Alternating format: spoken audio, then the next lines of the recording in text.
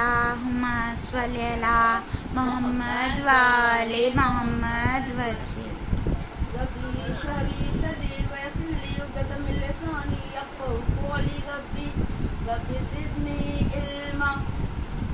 अल्लाहुम्मा सल्लि व सल्लिम व ज़िद व बारिक अला साहिबि दअवतिन नबविय्या व सौलतिल हैदरिय्या वल इस्मतिल फातिमिय्या वल हिल्मिल हसनिय्या व शुजाअतिल हुसैनिय्या वल इबादतिस सज्जादिय्या वल मआसिरिल बाक़रिय्या वल आसारिल जाफ़रिय्या वल उलूमिल काज़िमिय्या वल हुज्जतिर रज़विय्या व जूदित तहविय्या व नफ़वातिन नहविय्या वल हैबति अस्करिय्या वल गैबति इलाहि बिल ग़ैम बिल हक़। अल्लाहुम्मा सल्ली अला मोहम्मद व आले मोहम्मद व अहलि बैति तय्यबीन ताहिरीन अल मअसूमीन अल मज़लूमीन व लअनतु दाइमतु अला अदाइहिम अजमईन। अम्मा बअद फ़क़द क़ाल रसूलुल्लाह सल्लल्लाहु अलैहि व आलिहि व सल्लम इन्नी तारकुम फ़ीकुमुस सक़लैन किताबल्लाहि व इत्रती इन्नहुमा ला यफ्तरीक़ा हत्ता यरीद अलैया अल हौज़। पर मोहम्मद वाले मोहम्मद सल्लल्लाहु अलैहि वसल्लम। अल्लाहुम्मा सल्ली अला मोहम्मद व आले मोहम्मद तमाम तारीफ, तमाम तौसीफ, तमाम हम्द व सना, तमाम तारीफ, तमाम तौसीफ, तमाम हम्द व सना उस माबूद बहर के लिए जिसके कब्ज़े कुदरत में तमाम इंसान की जान है। वो खुदा जो समीअ व बसीर है, वो जो रहमान और रहीम है, जो वाहिद और अहद है। उसने जिसे पस्ती में डाल दिया उसे कोई बुलंदी नहीं नायत फरमा सकता, और उसने जिसे बुलंदी दे दी उसे कोई पस्ती में नहीं डाल सकता। वही खुदा जिसने इंसान को अशरफुल मखलूकात बनाकर भेजा है, कि मौला अली फरमाते हैं कि इंसान अगर उसके आमाल अच्छे हो तो इंसान फरिश्तों से अफजल है, और इंसान के आमाल जब बुरे हो जाते हैं तो इंसान जानवरों से बदतर हो जाता है। और वही खुदा इंसान को परेशानी से निकालता है और आसानी की तरफ लाता है। बस ये है कि इंसान को सब्र करे। वो खुदा जो इंसान के शह रग से ज्यादा करीब है, और ये वाज़ेह होता है कि हम चाहे कितना भी गुनाह करें, हमें सबसे पहले बस ये तसव्वुर करना चाहिए कि हमारा माबूद हमें देख रहा है। जिस दिन हमने ये तसव्वुर कर लिया उस दिन हम कभी गुनाह नहीं करेंगे, क्योंकि खुदा हमारी शहरत से ज्यादा करीब है। वो हमें देख रहा है, हर वक्त देख रहा है। इसलिए इंसान को हमेशा खुदा का बंदा बनना चाहिए। वो खुदा जिसके लिए मौला फरमाते हैं कि या सगीर गजा, ए जल्दी गाजी हो जाने वाले, ये दुनिया एक कैद खाने के मानिंद है। अगर हम जिंदगी भर चाहे कितने भी अच्छे अमाल अंजाम दें, चाहे हम किसी के साथ कितना भी अच्छा करें, अगर हमारी एक गलती कोताही हो जाए तो दुनिया वाले हमें ताने देते हैं, हमारे बुराइयां करते हैं। मगर खुदा बंदे आलम इतना अजीज है, इतना अजीम है, इतनी अजमतों का मालिक है कि वो अपने बंदे से जल्द राजी हो जाता है।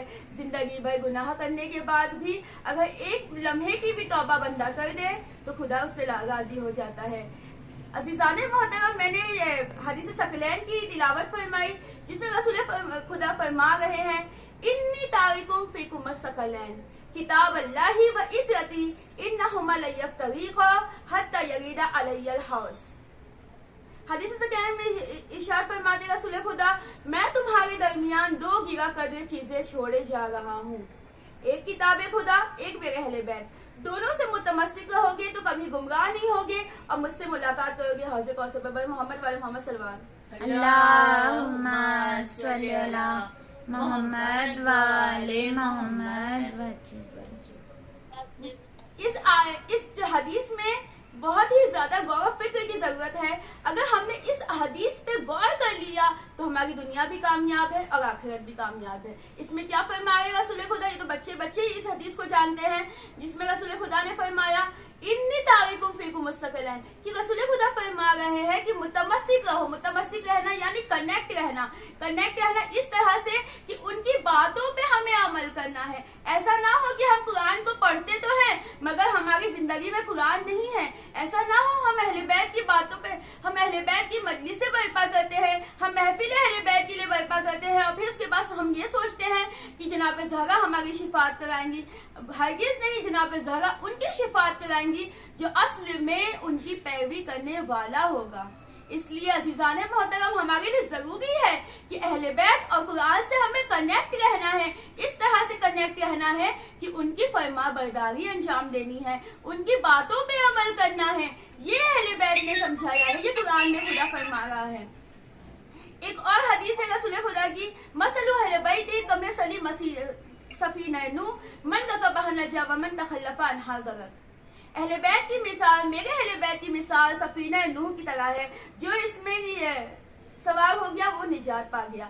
इस हदीस में रसूल खुदा क्यों फरमा रहे हैं ऐसा कि जो इसमें सवार हो गया वो निजात पा गया? ये हदीस सकलैन और हदीस सफीना नूह एक दूसरे से वाबस्तगी है इसकी, कि अहले बैत से अगर हमने कनेक्शन रखा, अगर हमने अहले बैत की बातों को फॉलो किया तो हम यकीनन कामयाब हैं। हदीस सकलैन को अगर हम गौर करें तो हमें ये बात पता चलती है कि हम सच में कुरान की पैरवी कर रहे हैं। ये गौर फरमाने वाली बात है, क्या हम सच में अहले बैत की पैरवी कर रहे हैं? और आज इन्हिदाम जन्नतुल बकी, आज शव्वाल कल था, आज शव्वाल को हमने किस तरह से एहतजाज किया और फिर उसके बाद पूरा साल भर किस तरह से हम जन्नतुल बकी के लिए क्या बोलते हैं। जो सोशल मीडिया हमें आतला खामनाई फरमाते हैं कि सोशल मीडिया अगर मुझे वक्त यूज करने का, इस्तेमाल करने का मौका मिले तो मैं उसका बेहतरीन इस्तेमाल करूँ। तो इससे वाज़ेह ये होता है कि आज जो सोशल मीडिया का जमाना है कि जनाब ज़ैनब के जमाने में जनाब ज़ैनब ने मिंबर पे बैठ के, मिंबर पे आकर यजीद के खिलाफ खुतबे दिए और उसके जरिए से यजीद, जिसके चाहने वाले कहते थे कि हुसैन बागी है, और आखिर में जनाब ज़ैनब से कि खुतबों के जरिए से लोगों ने कहा कि यकीनन हुसैन पे जुल्म हुआ है और यजीद जालिम है। इससे वाज़ेह ये होता है कि जनाब ज़ैनब ने अपने मिंबर पे, उस जमाने में मिंबर का जमाना था कि इसलिए रसूल खुदा ने मौला अली को मिंबर पे लेकर आए और लोगों से कहा कि मैं अली, जिस तरह से मैं तुम्हारा मौला हूँ वैसे अली भी तुम्हारे मौला है।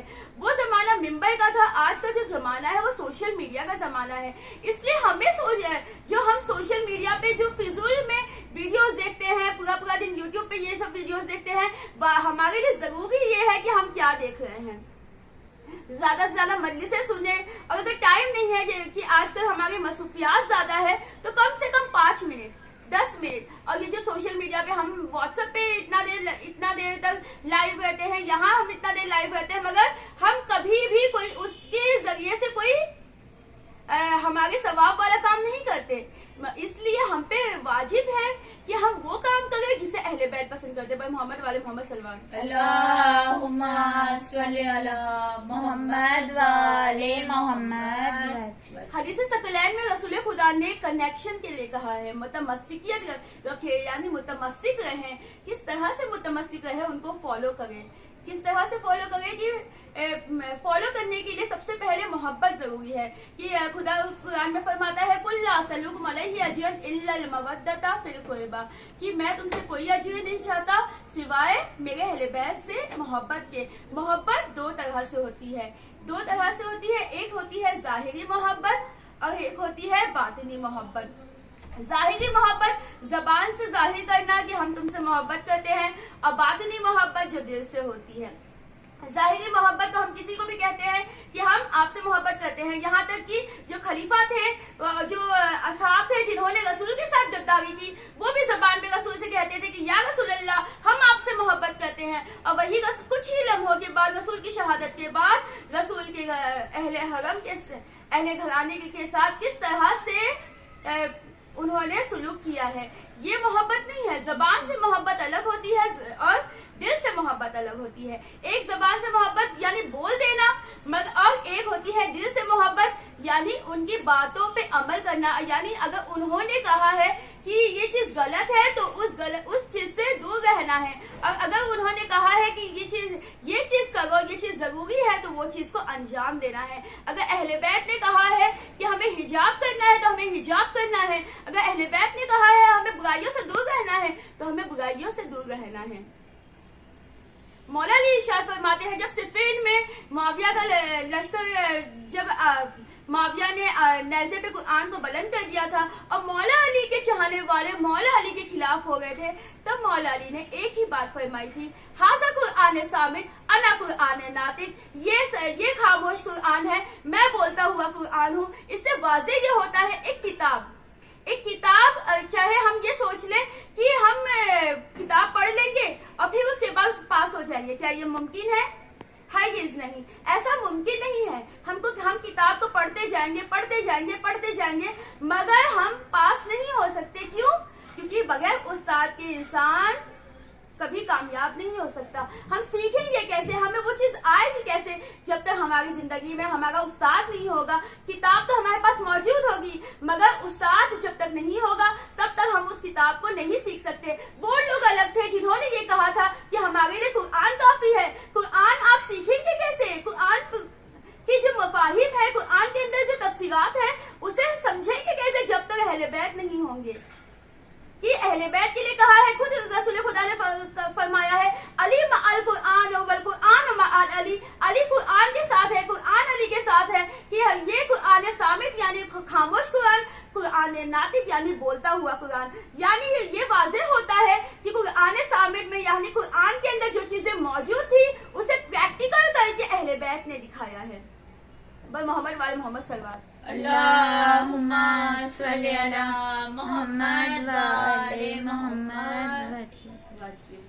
कुरान में क्या मौजूद था? कुरान में हिजाब की आयत मौजूद थी। सूरह नूर में खुदा हिजाब करने के बारे में औरतों को कह रहा है और जनाब ज़हरा ने इस तरह से हिजाब किया कि एक जैसे कल हमारे ख्वाहा ने बयान फरमाया था और वो नाबीना के वाले शख्स के बारे में सबको पता है कि वो नाबीना शख्स जब आ रहा है घर में, तब जनाब ज़हरा कह रही है, या रसूलल्लाह मैं पहले हिजाब तो कर लूं। रसूल खुदा ने कहा, बेटा वो तो नाबीना है। तब जनाब ज़हरा ने कहा कि बाबा वो नाबीना है मगर मैं तो उसे देख सकती हूँ, क्या मैं वो मेरी खुशबू तो सूंघ सकता है। इससे वाज़ेह ये होता है कि किस तरह से जनाब ज़हरा हिजाब कर रही हैं और हमारा हिजाब कैसा है। आज हम हिजाब करके बाहर तो जाती हैं मगर जब हमारे घरों में शादियां होती हैं, हमारे कजिन्स आते हैं, हमारे रिश्तेदार आते हैं, क्या उस वक्त हमारा हिजाब प्रॉपर होता है? हम अपनी बहनों से और छोटी बच्चियों से सबसे मुखातिब है और ये सब समझाना चाहते हैं कि क्या हमारी जिंदगी में जनाब ज़हरा है?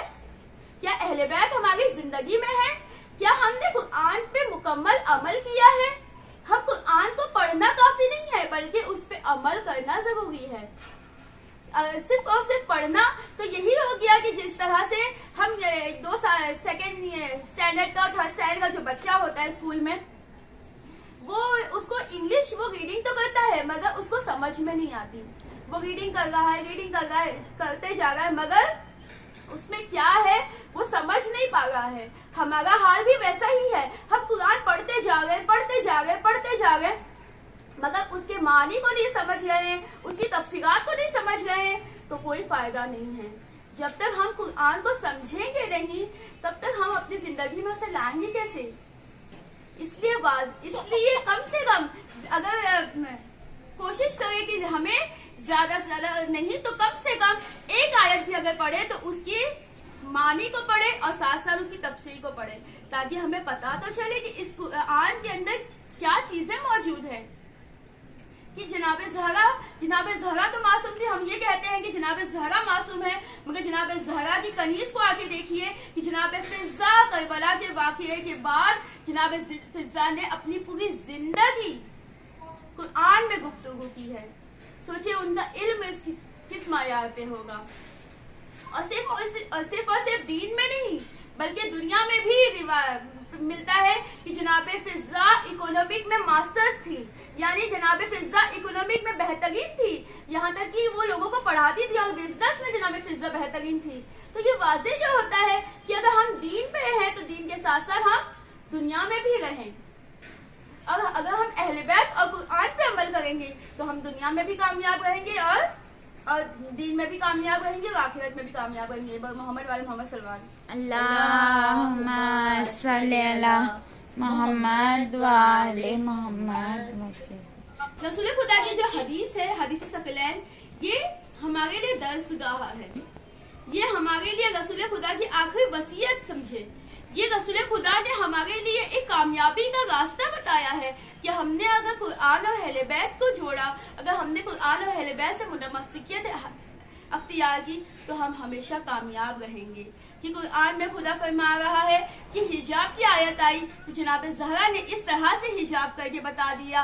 कुरान में आयत आई लन तनालुल बिर्रा हत्ता तुनफिकू मिम्मा तुहिब्बून, अपनी पसंदीदा चीज राहे खुदा में दे दो। तो तब जनाब ज़हरा किस तरह से राहे खुदा में अपनी पसंदीदा चीज दे रही हैं कि जब उनकी शादी के बाद साहिल आया घर पर और उसने कुछ मांगा कि मुझे कुछ दे दो, तब जनाब ज़हरा एक फटा हुआ लिबास पहने देने वाली थी। फिर जनाब ज़हरा को याद आई लन तनालुल बिर्रा हत्ता तुनफिकू मिम्मा तुहिब्बून, अपनी पसंदीदा चीज राहे खुदा में दे दो।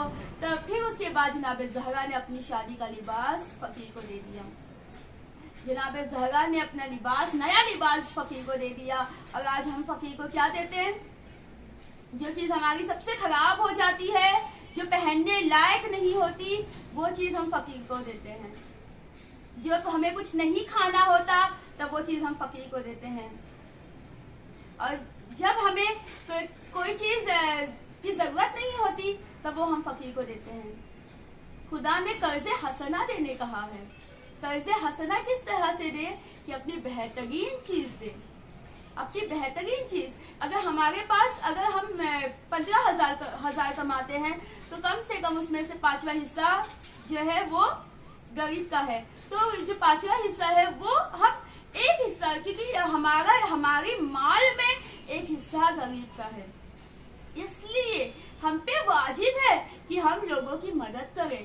अहले बैत ने ये हमें सिखाया है कि हमें लोगों की मदद करना है। कि जनाब ज़हरा ने अपनी शादी का लिबास दे दिया फकीर को, और जनाब ज़हरा की कनीज बनते हैं हम लोग। और क्या हमने कम से कम थोड़ी बहुत 1% 2% भी हमने जनाब ज़हरा की जिंदगी पे अमल किया? हमें गौर फरमाना चाहिए इस चीज पे। और जिस दिन हमने इस चीज पे गौर किया, हमने जिस दिन इन सब चीजों पे अमल किया, यकीनन हमारी दुनिया भी कामयाब होगी, हमारी आखिरत भी कामयाब होगी।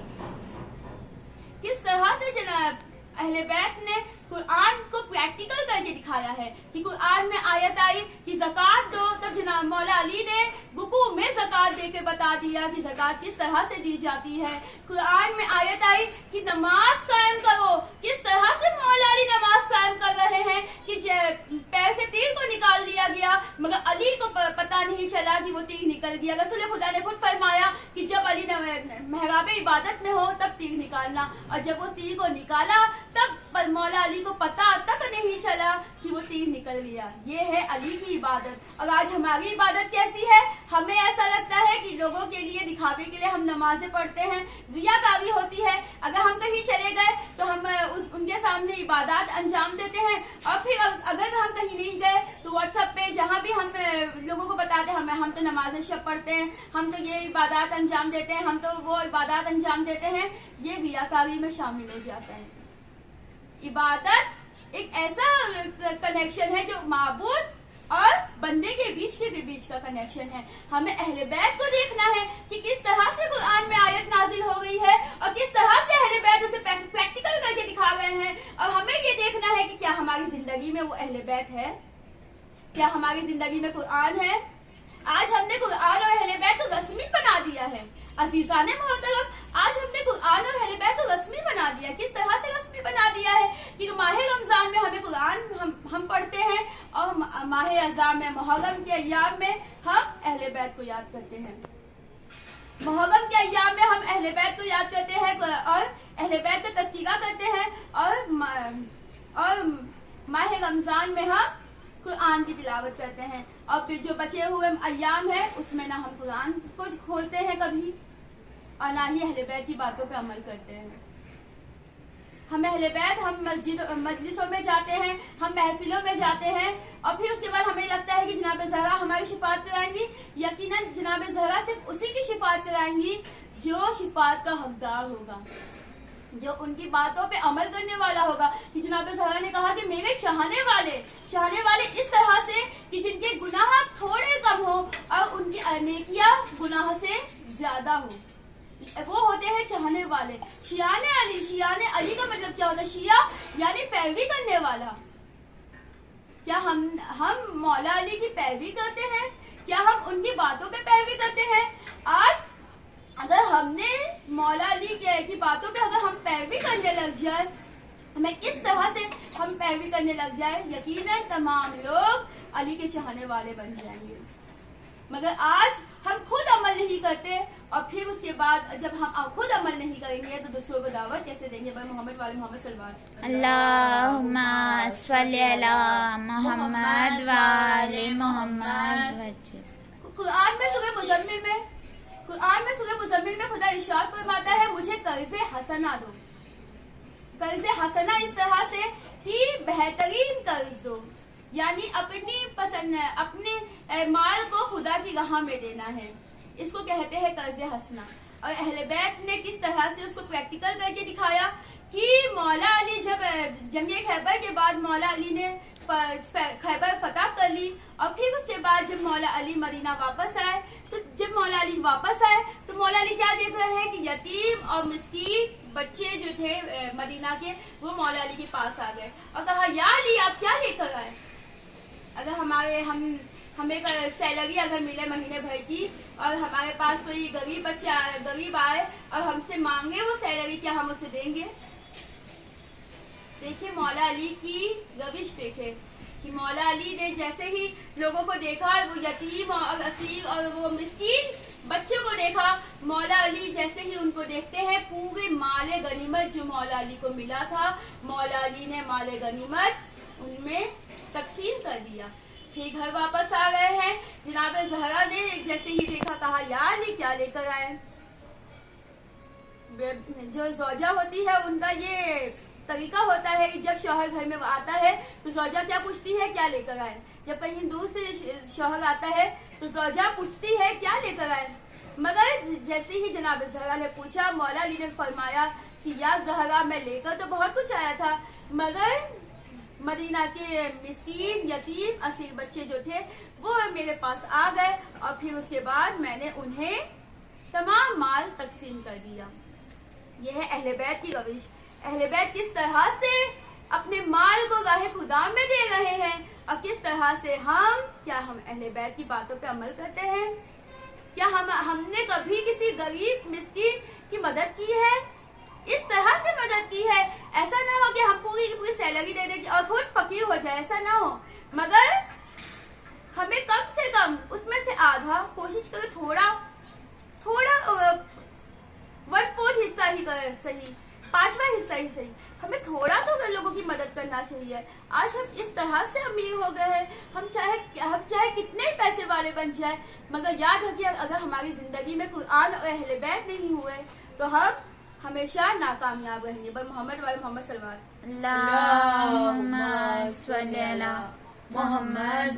अलैहि वसल्लम। हमें अपनी जिंदगी में कुरान और अहले बैत को लाना है और जिस दिन हमने अपनी जिंदगी में कुरान और अहले बैत को ला दिया तब हम दुनिया में भी कामयाब होंगे और आखिरत में भी कामयाब होंगे। कोशिश करें, जैसे स्कूल्स की स्टूडेंट्स हैं और कॉलेज के बच्चे हैं और चाहे वो खवातीन जो है जो घर में हैं, मसरूफियात अगर है तो कोशिश करें कि ज्यादा से ज्यादा नहीं तो कम से कम सुबह में फज्र में नमाज के बाद एक आयत कुरान की पढ़ें और फिर उसके बाद उस आयत को समझें और फिर उसकी तफसीर पढ़ें। यकीनन ये हमारा खुद का एक्सपीरियंस है कि अगर हमने कुरान को सुबह में फज्र की नमाज के बाद अगर हमने कुरान को पढ़ा तो यकीनन हमारा पूरा दिन कामयाब जाएगा, हमारा पूरा दिन बेहतरीन होगा अगर हमने कुरान को पढ़ा। तो इससे वाज़ेह ये होता है कि सुबह में कोशिश करें फज्र में एक आयत कुरान की पढ़े। माए अपने बच्चे को खुद बच्चे को कहे कि कुरान पढ़ने के लिए। बच्चों जब माएँ पढ़ेंगी तो बच्चे पढ़ेंगे, तो इसलिए हमें खुद भी पढ़ना है और अपने बच्चों को भी दावत देना है और अहले बैत की बातों पे अमल करें, अहले बैत की सीरत पे अमल करें, अहले बैत के किरदार पे अमल करें। कम से कम कोशिश करें कि नहजुल बलागा का 1 कॉल या 2 कॉल कम से कम हम अपने दिन भर में 1 या 2 कॉल हम पढ़ें। हमारे घर में नहजुल बलागा, सहीफे सज्जादिया, ये सब हमारे घर में होना जरूरी है और कोशिश करें ज्यादा से ज्यादा कि एक कॉल अहले बैत का कोई भी मासूमीन का 1 कॉल या 2 कॉल हम कम से कम पढ़ें, ताकि हमें पता चले कि किस तरह से जिंदगी गुजारना है। मौला अली ने नहजुल बलागा में ऐसी बातें बताई हैं कि अगर हमने उन बातों पे अमल कर लिया तो हम जिंदगी में हमेशा कामयाब रहेंगे। पर मोहम्मद वाले मोहम्मद अल्लाहुम्मा सल्ली अला मोहम्मद वाले मोहम्मद। हाकिम शाम के दरबार में हमें अभी इस एक वाकया बता रहे हैं जिसके जरिए से ये समझ में आ जाए कि हमें किस तरह से अहले बैत की बातों पे अमल करना है। हाकिम शाम के दरबार में एक खातून आती है और कहती है कि मुझे हाकिम शाम से अभी मुलाकात करना है। वजीर ने कहा कि रुको मैं जाके इजाजत पहले ले लूं। हाकिम शाम के पास उसके वजीर जाते हैं और कहते हैं कि एक खातून आई है और कह रही है कि मुझे हाकिम शाम से मुलाकात करना है। कहा उस खातून से जाके उसका नाम पूछो। जब उस खातून से जाके उसका नाम पूछा गया तब वो खातून कहती हैं कि जाके बता दो कि हो गए सादिया आई हैं। जब लोग गए और हाकिम शाम से कहा कि हो गए सादिया आई है, तब हाकिम शाम ने जैसे ही सुना वो अपनी जगह से उठ गया। लोग परेशान हो गए कि ये तो हाकिम है, ये क्यों इतना डर रहा है उस औरत से। जैसे ही वो कहा उस औरत को अंदर लेकर आओ, जैसे ही अंदर हो गए सादिया आई, हो गए सादिया से हाकिम शाम ने कहा, ए होगा आखिर क्या बात हो गई कि तुम मेरे दरबार में आई हो। सादिया ने कहा कि बसरा में तुम्हारा एक गवर्नर है और वो हम पे बहुत ज्यादा जुल्म सितम करता है, तुम उसे माजूर कर दो। हाकिम शाम ने सिर्फ एक सवाल किया, अच्छा ये बताओ होगा क्या अली जिंदा है या शहीद हो गए। हुगा ने फरमाया अली तो जिंदा है मगर अदालत खत्म हो गई। यकीनन शहीद जिंदा है और अहले बैत हमेशा जिंदा है। हुगा ने फरमाया अली तो जिंदा है मगर अदालत खत्म हो गई। हाकिम शाम ने जैसे ही ये सुना, हाकिम शाम ने खत लिखा और कहा, ए हुगा मैंने उस गवर्नर को माजूल कर दिया। और फिर जैसे ही हुगा चली गई, लोगों ने जैसे ही देखा और फिर लोगों ने सवाल किया, ए हाकिम शाम आखिर वो औरत थी कौन, वो खातून थी कौन कि तुम उससे इतना डर गए। तो हाकिम शाम ने कहा, तुम नहीं जानते ये खातून कौन है। ये खातून वही है कि जब सिफीन के वक्त अली के लश्कर वाले भाग रहे थे तो ये खातून इस तरह से अली के फजाइल बयान कर रही थी कि भागा हुआ लश्कर वापस आ गया और वो अली के साथ जुड़ गया। सिर्फ वाज़ेह ये होता है कि जब कौम में सुस्ती आए, जब कौम में काहिली आने लगे, तब अहले बैत के फजाइल के जरिए, मौला अली के फजाइल के जरिए हमें उन्हें वापस से दीन की तरफ लाना है। हमारा हक बनता है कि अगर हमारा कोई मोमिन भाई या मोमिन बहन अगर गलत राह पे जा रही है तो अहले बैत के फजाइल के जरिए, मौला अली के फजाइल के जरिए उसे दीन हक की तरफ लाए। मोहम्मद वाले मोहम्मद सल्लल्लाहु अल्लाहुम्मा सल्ली अला मोहम्मद वाले मोहम्मद। हमें अहले बैत की बातों पे अमल करना है। हमें अहले बैत की सीरत अपनाना है कि जनाब ज़हरा का हिजाब किस तरह से था, हमारा हिजाब किस तरह से है। जनाब ज़हरा किस तरह से ऐसी दुख्तर कि रसूल खुदा खुद फरमाते हैं, फातिमा तो उम्मो बिहा, फातिमा अपने वालिद की माँ है। और किस तरह से हम हैं, हमें वैसा बनना है। हमें जनाब ज़हरा की सीरत को अपनाना है। जनाब ज़हरा ने अपने वालिद की इतनी खिदमत अंजाम दी कि रसूल खुदा ने फरमाया, फातिमा तू उम्मु अबीहा, फातिमा अपने वालिद की माँ है। और इस तरह से जनाब ज़हरा ने अपनी जिंदगी बसर की कि जब शादी के कुरैश में एक की शादी थी और रसूल जनाब खदीजा ने कहा कि ए बेटा ज़हरा शादी में जाना तो है मगर तुम्हारे पास लिबास नहीं है। तब जनाब ज़हरा ने कहा, ए ए मादे ग्रामी, क्या आपने ये नहीं सुना कि औरत के लिए बेहतरीन लिबास और जेवर तकवा, परहेजगारी और हया है। तो इससे वाज़ेह ये होता है कि हमें अपनी जिंदगी अहले बैत के रास्ते पे लेकर आनी है। हमें अपनी जिंदगी अहले बैत ने जैसे समझाया वैसे बितानी है। अगर हमने अपनी जिंदगी अहले बैत ने जैसे बताया है वैसे अगर हमारी जिंदगी होगी तब हम दुनिया में भी कामयाब है, आखिरत में भी कामयाब है। मोहम्मद वाले मोहम्मद सल्लल्लाहु अल्लाहुम्मा सल्ली अला मोहम्मद वाले मोहम्मद। ये अहले बैत कौन है? ये अहले बैत वो ज़ात है कि जिनके दर पर रसूल रोज आते थे सलाम करने। ये अहले बैत इतनी पाकीज़ा ज़ात है कि रसूल रोज आते थे और कहते थे इन्नमा युरिदुल्लाहु लियुज़हिबअनकुम अर्रिज्सा अहलल बैति व यतहिरकुम तत्हीरा। ये अहले बैत तमाम नजासतों से पाक है। ये रसूल खुदा ने हर तमाम वक्त ये बताया कि देखो तुम्हारे दरमियान दो गिला कदर चीजें छोड़े जा रहा हूँ, एक किताब खुदा, एक मेरे अहले बैत। किताब खुदा को तो लोगों ने पकड़ा नहीं और अहले बैत लोगों ने क्या कहा कि हमारे लिए कुरान काफी है। ऐसे लोगों के लिए जनाब ज़हरा दरबार में क्यों गई, ये एक सवाल होता है। जनाब ज़हरा दरबार में सिर्फ और सिर्फ वो लोगों का चेहरा बेनकाब करने गई थी। वो लोग जब जनाब ज़हरा से लोगों ने गवाह पूछा, वो ज़हरा आयत मुबाहिला जिनकी सदाकत की गवाही दे रहा है, वो ज़हरा से लोग गवाह मांग रहे हैं। हाय बाबे अज़्ज़ा, ये वो ज़हरा है जो रसूल की एक लौती दुख्तर, जिनके लिए रसूल खुदा ने फरमाया फातिमा तो बज़अतु मिन्नी, फातिमा मेरा टुकड़ा है। और रसूल की शहादत के बाद उम्मत ने उस फातिमा के साथ क्या किया।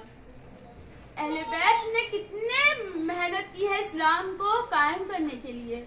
जनाब खदीजा का एहसान कोई नहीं चुकता कर सकता कि पूरी कुरैश, पूरा अरब, यहाँ तक कि तमाम उम्मत मुस्लिमा जनाब खदीजा के एहसान के तले दबी हुई थी। और वही उम्मत मुस्लिमा, क्या उन्हें जब जनाब ज़हरा का दर जला रहे थे उन्हें याद नहीं आया कि ये किसकी बेदुख्तर है?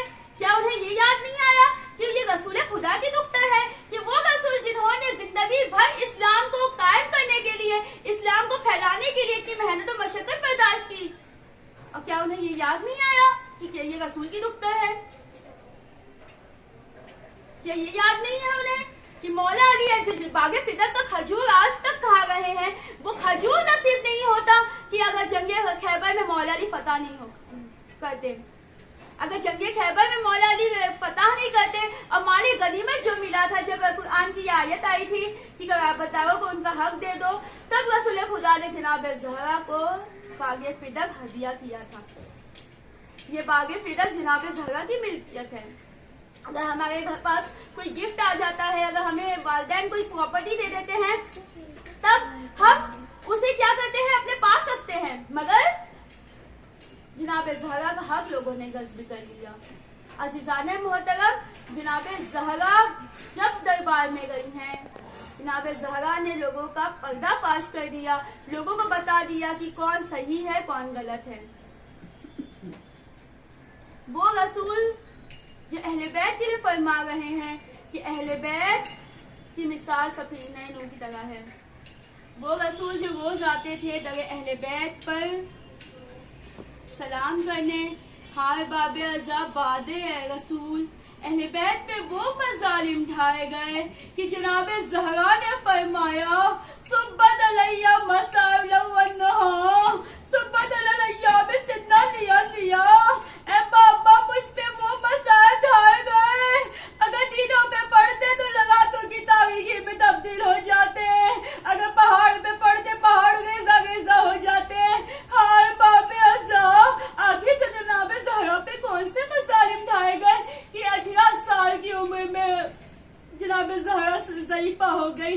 हाय बाबे अज़्ज़ा वो मज़ालिम कि जनाब ज़हरा जब रसूल खुदा की वफ़ात के बाद जनाब ज़हरा रोती थी तो वो लोग आते थे रसूल मौला अली से कहते थे, ए अली ज़हरा से कहिए या तो दिन में रोए या तो रात को रोए। अली ज़हरा की आवाज़ से हमारी नींद में खलल पैदा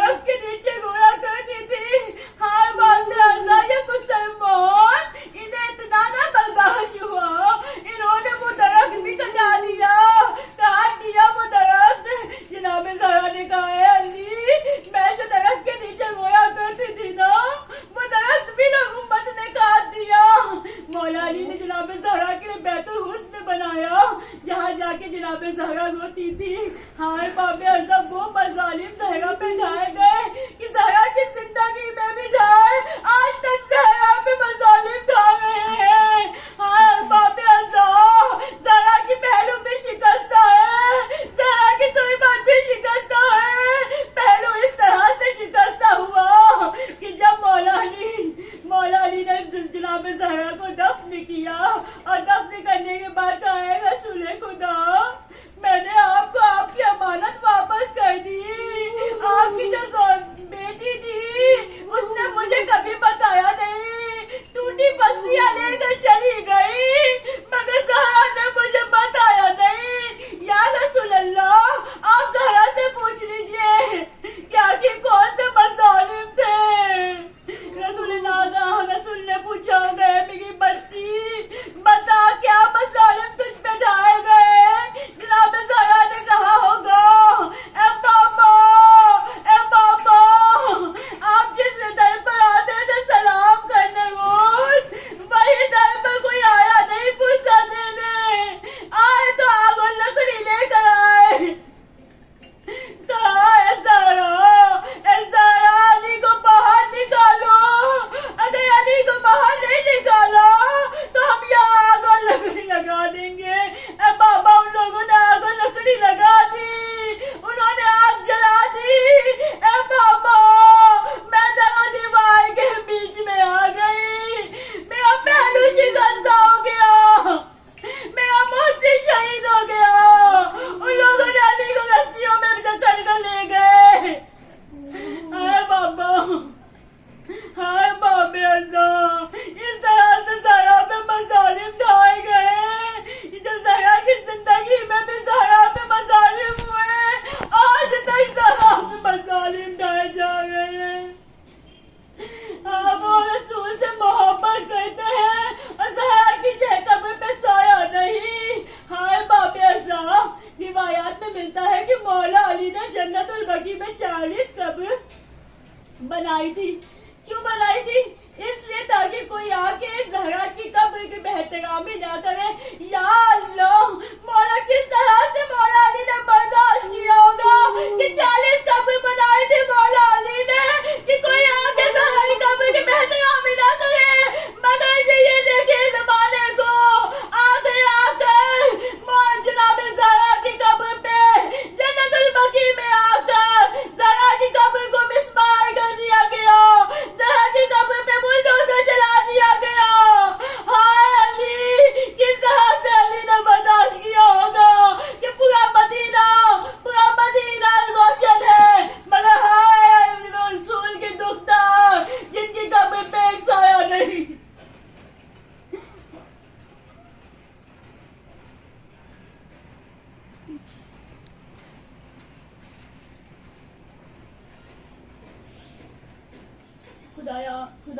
खुदाया हमारी इस कलीस की इबादत को कबूल फरमा। आमीन। खुदाया शियाने हिदायत की जान